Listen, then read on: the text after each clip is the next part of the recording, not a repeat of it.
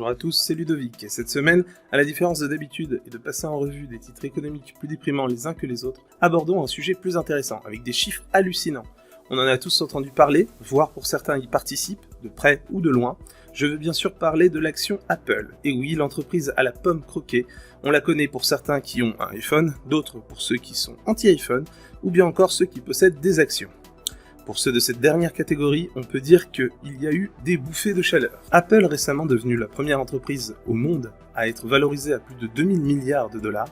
Pour vous situer, le PIB de la France est environ, en 2018, de 2700 000 milliards. Et celui de l'Italie, 2084 milliards. Donc Apple cote à environ le PIB d'un pays de l'Europe. Rien que ça.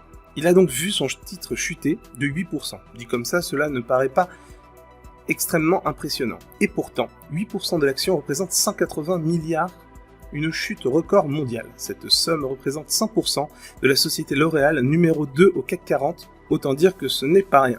Le précédent record de chute astronomique était détenu par Facebook, qui était en 2018 de 19% de perte. À ce moment-là, cela représentait 119 milliards. Bref, revenons à nos moutons.